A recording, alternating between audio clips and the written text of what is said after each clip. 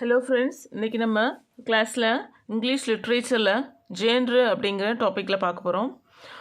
A particular type or style of literature, art, film or music that you can recognize because of its special characters.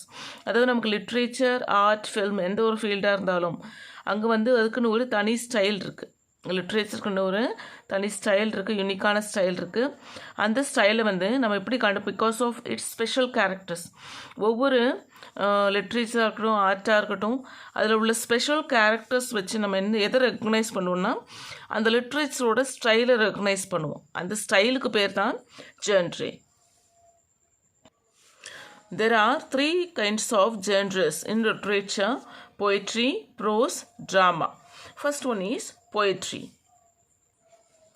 Poetry is a form of literature that uses aesthetic and rhythmic qualities of language. போயமில் எது use பண்ணிருப்பாங்க அப்படின்னா rhythmic. நம்ம poem அப்படின்னாலும் ரித்தம் அப்படிங்கிறது. அப்போ அந்த போயட்ரியில் இந்த rhythmic qualities தான் ஃபாலோ பண்ணியிருப்பாங்க இந்த language. Poetry has three different kinds. First one, lyric poetry, narrative poetry, descriptive and didactic poetry.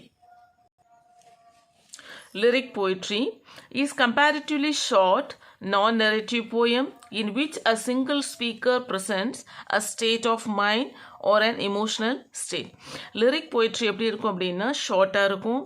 This is non-narrative poem. Narrative poemனா அதில் ரைம் ஸ்கீமு இருக்காது. நான் நரேட்டிவ் போயம்னா இதில் ரைமிங் ஸ்கீம் யூஸ் பண்ணுவாங்க. அந்த ரிதம் இருக்கும். A single speaker presence state of mind, அதாவது ஒரு single speaker தான் இருப்பாங்க. அது ஆத்தர் தான். ஆத்தரோட மைண்ட் எப்படி இருக்குது, அவரோட இமோஷனலை ரெப்ரசன்ட் பண்ணுற மாதிரி தான் இந்த லிரிக் போய்ட்ரி இருக்கும். Lyric poetry has 4 kinds. Lyric போய்ட்ரியில் 4 kinds இருக்குது. First one elegy. எலிஜி அப்படின்னாலே உப்பாரி பாடல் சொல்லுவாங்க. Poem of serious reflection, typically a lament for dead. அதாவது நம்ம டெட் அப்படின்னாலே என்ன பண்ணுவோம், ஒரு இறந்துட்டாங்க அப்படின்னா அதில் உப்பாரி பாடல் பாடும் இல்லையா, அந்த பாடலுக்கு பேர் தான் elegy. Next one is ode. Next one is Ode, a poem in which a person expresses a strong feeling of love or respect for someone or something. அதாவது இந்த ஓட் அப்படின்னாலே மெயின் தீம் என்ன அப்படின்னா ஃபீலிங். இதில் ஒரு ஃபீலிங்கை நம்ம வெளிக்காட்டுற மாதிரி தான் இந்த ஓட் அப்படிங்கிற போயம் இருக்கும். அது எதில் வேணாலும் இருக்கலாம். Love, otherwise give respect to someone or something. Next sonnet. A 14-line poem written in iambic pentameter which employ one of several rhyme schemes and adhere to a tightly structured thematic organization. Sonnet அப்படின்னாலே அது ஒரு 14-line poem. இது எதில் எழுதியிருப்பாங்க அப்படின்னா iambic pentameter. iambic pentameter அப்படின்னா 5 pairs of syllable இருக்கும். அதில் இட் மீன்ஸ் 5 pairs அப்படின்னா 10 syllable இருக்கும். அதில் ஒவ்வொரு சிலபலும் எப்படி இருக்குன்னா ஒவ்வொரு pair of syllable it followed the stressed syllable. ஒரு அன்ஸ்ட்ரெஸ்டு சிலபல் ஒரு ஸ்ட்ரெஸ்டு சிலபலை ஃபாலோ பண்ணியிருக்கோம். இதுதான் நம்ம iambic pentameter சொல்லுவோம். Which employ one of several rhyme scheme. இது ஒரு ரைம் ஸ்கீம் ஃபாலோ பண்ணியிருப்பாங்க. ரைம் ஸ்கீம் அப்படின்னா நம்ம ஒரு போயம் எழுதும்பொழுது லாஸ்ட் லைன் முடியுது இல்லைங்களா, லாஸ்ட் வேர்ட், அதோட ரிதம் ரைம் எப்படி இருக்குதுன்னு வச்சு அது ஒரு ரைம் ஸ்கீம் எழுதுவாங்க. அந்த ஸ்கீம் எழுதுறதுக்கு லெட்டர்ஸ் யூஸ் பண்ணுவாங்க. ஏபி, ஏபிசி அந்த மாதிரி லெட்டர்ஸ் யூஸ் பண்ணுவாங்க. இதான் நம்ம ரைம் ஸ்கீம் அப்படின்னு சொல்லுவோம். சோனட் அப்படின்னாலே 14-line poem. It uses iambic pentameter. Next dramatic monologue. Next, fourth type dramatic monologue.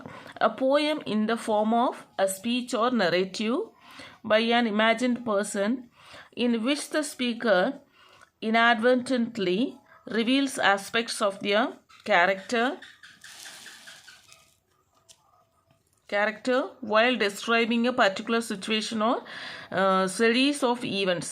இந்த dramatic monologue எப்படி இருக்கும் அப்படின்னா இந்த போயம் ஃபார்ம் ஆஃப் ஸ்பீச்சில் இருக்கும். Speech, otherwise narrative. நரேட்டிவ் அப்படின்னால நம்ம இங்கே என்ன பண்ணுறதில்ல, we do not use rhyme scheme. அந்த ரைம் இந்த நரேட்டிவ் போயம்ல இருக்காது. dramatic monologue ஒரு நரேட்டிவ் போயம் தான்.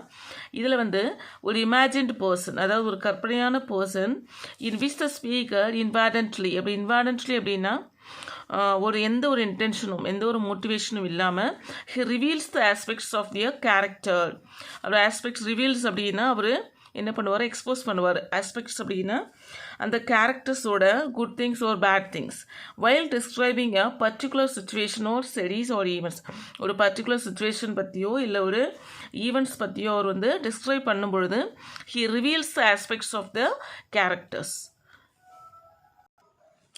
இந்த ட்ரமாட்டிக் மோனோலாகில் அந்த writer speaks through the character. இங்கே ரைட்டர் இருக்கார் இல்லையா, ஆத்தர், அவர் வந்து எப்படி என்ன பண்ணுவார் அப்படின்னா அந்த கேரக்டர்ஸ் மூலமாக அவர் பேசுவார் இந்த ட்ரமாட்டிக் மோனோலாகில்.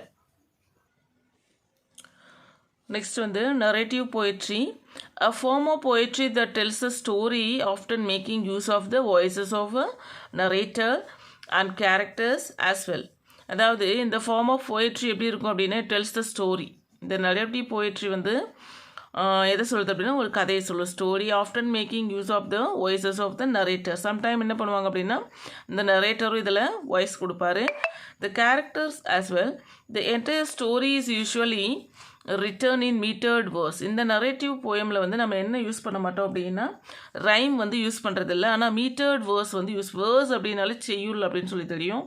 இதில் வந்து மீட்டர்ட் வேர்ஸ். மீட்டர்ட் அப்படின்னா rhythmic structure in line verse. அதாவது அந்த வேர்ஸில் எழுதியிருக்காங்க இல்லையா அந்த லைன்ஸ், அதில் இருக்க அந்த ரிதமிக் ஸ்ட்ரக்சரை தான் நம்ம வந்து மீட்டர் அப்படின்னு சொல்லி சொல்கிறோம். இந்த நரேட்டிவ் போயட்ரி வந்து 3 கைண்ட்ஸ் இருக்குது. அதில் ஃபர்ஸ்ட் ஒன் வந்து எபிக். எபிக் அப்படின்னாலே காவியம். எபிக்ஸ் அப்படின்னாலே காவியம். A long narrative poem written in elevated style in which heroes of great historical or legendary importance performance valorous deeds. அதாவது இந்த எபிக்ஸ்னாலே காவியங்கள் அப்படின்னு சொல்லியிருக்கோம். இதில் வந்து ஒரு லாங் நரேட்டிவ் போயம். இது வந்து ஒரு லாங் நரேட்டிவ் போயம் ரிட்டர்ன் இன் எலவேட்டட் ஸ்டைல். எலவேட்டட் அப்படின்னா ஒரு நார்மலான பொசிஷன்லேருந்து ஒரு ஹையர் பொசிஷனுக்கு போகிற மாதிரி இந்த காவியத்தில் சொல்லியிருப்பாங்க. மெயின்லி தி ஃபோக்கஸ் அந்த ஹீரோஸ், அதாவது ஹீரோஸோட புகழ், அவங்களோட வீரம், இதை வெளிப்படுத்துகிற மாதிரி தான் இந்த எபிக் போயம்ஸ்லாம் இருக்கும். ஃபார் எக்ஸாம்பிள் ஓல்டு இங்கிலீஷ் பீரியடில் வந்து பியோவுல்ஃப் அப்படிங்கிற ஒரு கிரேட்டஸ்ட் எபிக் போயம் இருந்துச்சு. நெக்ஸ்ட் வந்து மோக் எபிக். மோக் எபிக் அப்படின்னாலே போலி காவியம். மோக் epics are typically satires or பேரோடிஸ். இங்கே சட்டையர் அப்படின்னா நம்ம நையாண்டி அப்படின்னு சொல்லுவோம். ஒருவரை புகழ்வது போல் இகழ்வது, அதுதான் சட்டையர் சொல்கிறாங்க. பேரோடிஸ் அப்படின்னா ஒருத்தரோட ஸ்பீச்சு இல்லை அவரோட ரைட்டிங்ஸ் வந்து கேலி பண்ணி பேசுறது, அவரோட ரைட்டிங்ஸ் வந்து ஒரு ஃபன்னியான வேலை சொல்கிறது தான் பேரோடிஸ் அப்படின்னு சொல்லி சொல்கிறாங்க. Mock epics are typically satires or parodies that mock common classical stereotypes of heroes and heroic literature. Example, Alexander Pope's The Rape of the Lock. இந்த அலெக்சாண்டர் போப்போட the rape of the lock அப்படிங்கிறது ஒரு mock epic poem. அடுத்தது வந்து next வந்து ballad. Ballad is a poem or song narrating a story in short stanzas. இது வந்து ballot அப்படிங்கிறது ஒரு போயம். இது வந்து எப்படி இந்த ஸ்டோரி வந்து எப்படி நரேட் பண்ணியிருப்பாங்க அப்படின்னா ஷார்ட் ஸ்டான்சாஸ், ஒரு சின்ன சின்ன ஸ்டான்ஸாவில் தான் இருக்கும். Traditional ballads are typically of unknown authorship. Traditional பேலட்ஸ்லாம் எப்படி இருக்கும் அப்படின்னா இதோட ஆத்தர்ஸ் யாருன்றது நமக்கு தெரியாது. Having been passed on orally from one generation to the next generation as a part of the folk culture. அதாவது இந்த பேலட்ஸ்லாம் எப்படி ட்ரெடிஷ்னல் பேலட்ஸ்லாம் எப்படி இருக்கும் அப்படின்னா இதுக்கு வந்து ஆத்தர்ஷிப் கிடையாது, யாரும் ஆத்தர் கிடையாது. இது வந்து எப்படி பாஸ் ஆகுது அப்படின்னா ஒரு ஜெனரேஷன்லேருந்து இன்னொரு ஜெனரேஷன் வாய் மொழியாக தான், ஒரு வாய் வழியாக பாடி அது வந்து ஒரு ஜெனரேஷன்லேருந்து இன்னொரு ஜெனரேஷனுக்கு மூவ் ஆகும். இதுக்கு வந்து யாரும் ஆத்தர்ஸு கிடையாது. அடுத்து the second coming William Butler Yeats. இந்த வில்லியம் பட்லர் ஈட்ஸோட செகண்ட் கம்மிங் அப்படிங்கிறது ஒரு பேலட். நெக்ஸ்ட் வந்து descriptive and didactic poetry. Both lyric and narrative poetry contain lengthy and detailed description. இந்த descriptive poetry எப்படி இருக்கும் அப்படின்னா லிரிக்கும் நரேட்டிவ் போயமும் சேர்ந்த மாதிரி இருக்கும், லென்த்தியாக இருக்கும். இதில் வந்து டீட்டெயில் டிஸ்கிரிப்ஷன் கொடுத்துருப்பாங்க. இதோட டிஸ்கிரிப்ஷன் எப்படி இருக்கும் அப்படின்னா டீட்டெயில்டாக இருக்கும். நெக்ஸ்ட்டு சீன்ஸ் இன் டைரக்ட் ஸ்பீச். அதாவது இதில் உள்ள சீன்ஸ் எல்லாமே எந்த ஸ்பீச்சில் இருக்கும் அப்படின்னா டைரக்ட் ஸ்பீச் தான் ஃபாலோ பண்ணியிருப்பாங்க. Next, the purpose of didactic poem is primarily to teach something. இந்த didactic poem இருக்கு இல்லைங்களா, இதோட மெயின் தீம் அப்படின்னு என்ன அப்படின்னா டு டீச் சம்திங். எதையாவது ஒன்று டீச் பண்ணுற மாதிரி தான் இந்த டிடாக்டிக் போயம்ஸ்லாம் இருக்கும்.